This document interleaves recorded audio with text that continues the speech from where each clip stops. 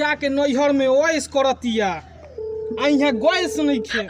चूल्हा पर तो बनावे के पड़ता रोटी। अब का करी आ बूढ़वा तो रोज आके खोजता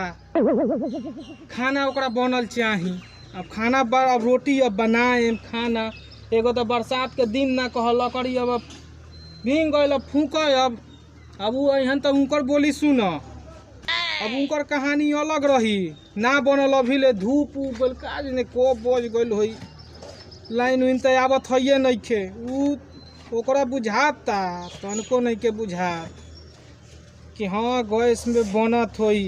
अब केंग बनता अब हम ही न जानता नहीं।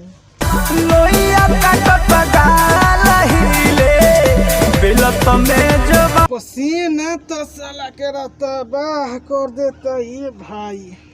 गर्मी नहीं और रलखिया तो अपन एने ओने सैतत रलखिया केहूँ बना ली उ तो इसमें बिया एकदम नैहर में चानी काटतिया क्या ओकरो सोच नहीं के जात कि हमार भातार केंग बनावत हुई है कि ना बनावत हुई है केंग खात हुई है तनको ओकरा फिक्र नहीं के ओने बूढ़ा लाई ले रे सर बनैलिस कि ना अभी ले ये बात ना बढ़ियाहू लगे देखिए तो अगल बगल के घर ही बैठल हुई है वो दिक्कते बा जल्दी जल्दी बनावे भाई हां देखो अपने हाथ लोहिया काटत रोटी बना के अपने हाथ पूरा पसीना पे पसीना बोला मलकिनी कहां गर्मी के दिन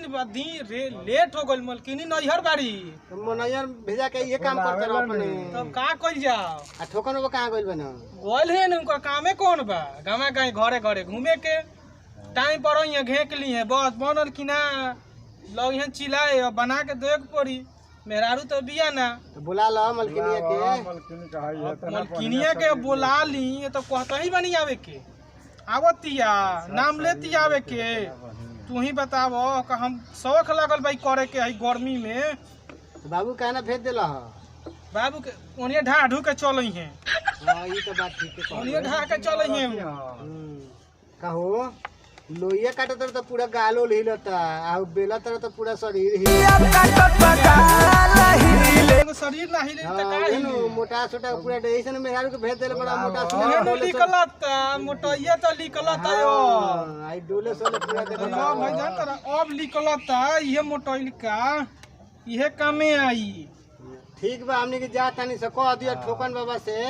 हां कि फलाना आदमी आई रहलक ह मुकुर दुनी आ रहलन होय त लहन ठीक बा चलो भाई ठीक बा जा लोग लोहिया काटत अरे ठोकन बाबा बोला नहीं जरा खड़े ता देखो तनी जपीदार बेटवा पूरा पसेने पसेने भइल बा आटा सनता रोटी बनावता पतोहिया कहां गइल बियाता अरे होई समय हो गल अब की आटा सनता हां आटा सनता अरे ससुरा उता हमरा का पेड़ देले बा उ हो जाए बुड्ढी उरावत ई अब के खाना बना के होता ठीक बा तब हमनी के जा तनी से जाके देखो ना खाली आटा वाटा खाली अभी सनता ओके बे बूझी खइला बिना हमर दशा खराब हो गलो देखो तनी ठीक बा जा तनी लोहिया काटत डालहिले अरे सरवा है तो मेहर मौका मेहरारू के भेजा के लोग हमरा का कहत रे तो हम का करी कहत रे लोग हमरा का के करी है लोग त बरसात में का करी साथ तो मेहर मौका हो गल रास्ता चल मुश्किल हमारा लोग कइले बा हां तो हम का करी जाके बुला लिया कहां तन जाके बुला लिया त पानी पुनी में केंग लिए गिर उड़ जी हंस तो पानी मुनी में चिरा फुकत रहो धर का मुड़ दे मेहरारू के भेजा के आटा से उतरते जल्दी जाके बुला लिया जल्दी ना तो हो ए बरा ना तो बिहान जाए मोब हम ना खाई भी खाने मुंह साफ तोरा के ताके बुलानी तुम लोग हमरा के का कहता हम बुझाता नहीं बताते तब हम का करी मौका बनल बड़ी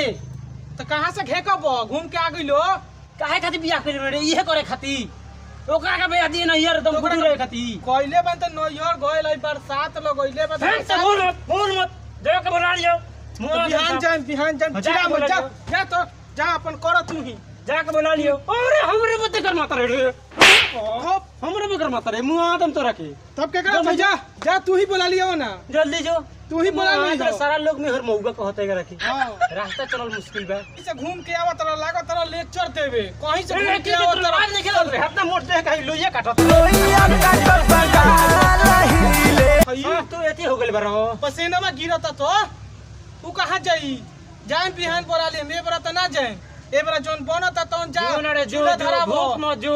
ठीक बा जाता नहीं बोला लिया बे जाता ही ना जो जाता नहीं जो जल्दी है सब भाई रख सब दो भाई सब रख दो रख देते सब रख दो हम जाता नहीं कपड़ा उपड़ा पहन के हम जाता नहीं हम बोला लिया बे सर भाई हमरा के उतार देले बा लोग रास्ता चलल मुश्किल कोइले बा बताओ हई लोइया काटता आटा सनो